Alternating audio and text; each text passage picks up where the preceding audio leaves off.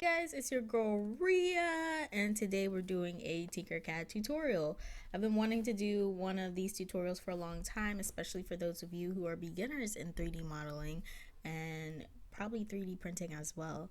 So first I'm going to start out by showing you guys how to change the name for the document. I'm naming it Tinkercad Test.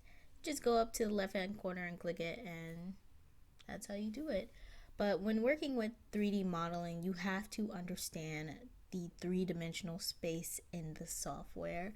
So right here, if you hold Control and then left click, you can spin around the work plane board, which is what you're working with as you're doing your 3D modeling. So you're going to be practicing here a lot.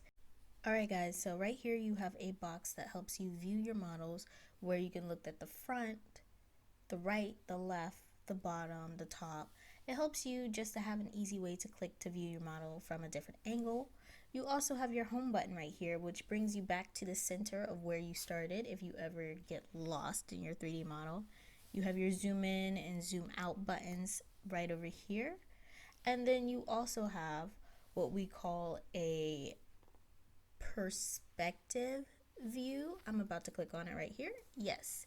And it brings up like a bird's eye view for you to basically look at your model if you need to see it from that angle. Coming up here to the right hand corner, we have the group button. It's like merging your 3D models and your shapes together to make it one form all together. You also have your ungroup one, where it will help you ungroup all of the little shapes that you've made. And then you have your show all, just in case that you hide some models from you. Right here you have your align button as well. Don't really use that. And then your mirror button, which if you ever need to mirror your model after copying it, you have that as well. Coming over here is like your forwards and backwards if you need to undo and redo. And then your delete, little delete trash can. And then you have your duplicate if you need to duplicate a shape. And then you have your paste if you ever paste something into the model. And then your copy as well.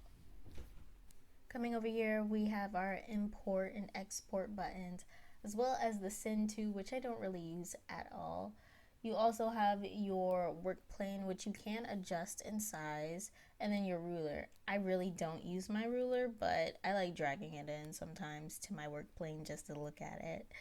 But then you come over here and you have your shapes, as well as all of the items that Tinkercad allows you to use in order to create your 3D model. There's like a bunch of things you can do with Tinkercad. So I would just say go in and explore. Alright, so I'm here to teach you the basics. So starting out, you're going to click on this little square right here and drag it onto your plane. Now, like I said, you do need to get to know how a three-dimensional space works in a software. It's really tricky, and if you don't really know what you're doing, it can trip you up like a lot. Like you could think that you're putting a box down and then that box be like off your plane away. But right here I'm just showing you like these little settings that they actually have for you to use with your shapes. They literally just made this, so this is something new to even me because I started with Tinkercad and I did all the adjustments myself. I never had like the radius or the width and all of that, but literally they make it so that it's easy for you to use, and you can even put in your actual sizes that you need.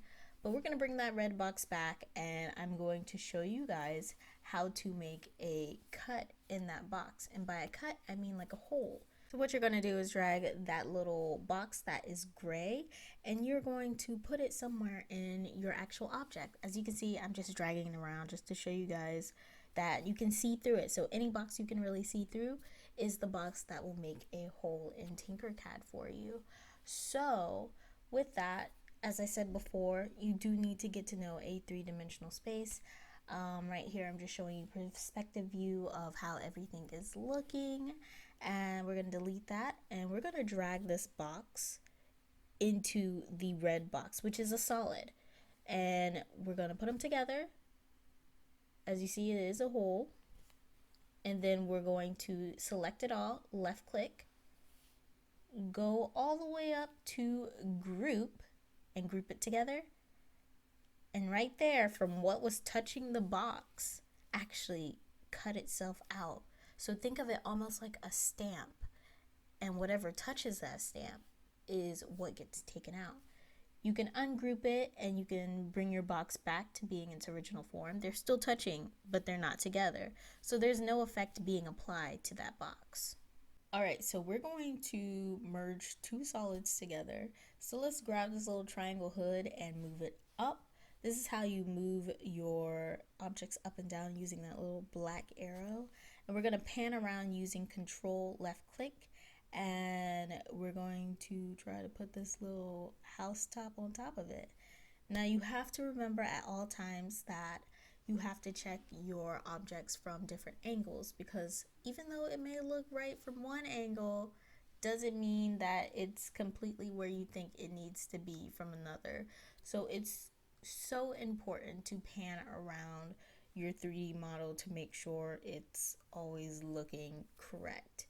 And as you can see, I'm just playing with it just to show you guys how things usually go, especially if you're a beginner.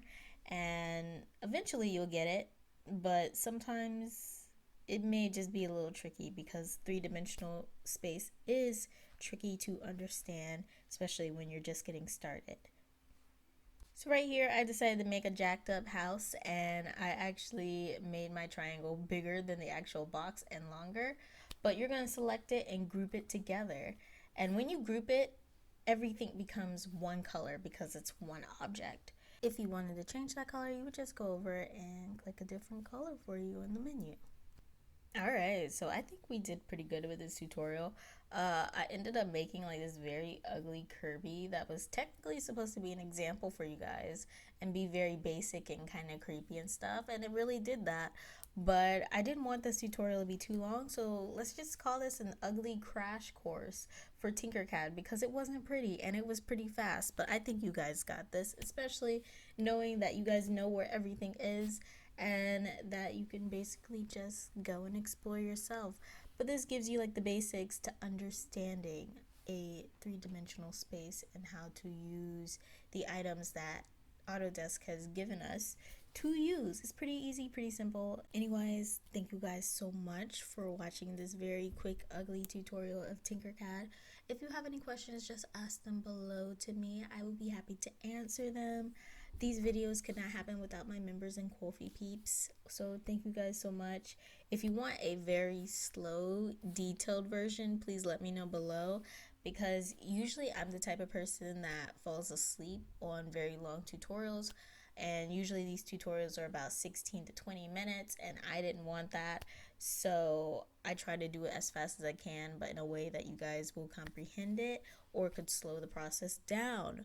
So I'll see you guys again soon. Thank you guys so much, and see you in the next tutorial.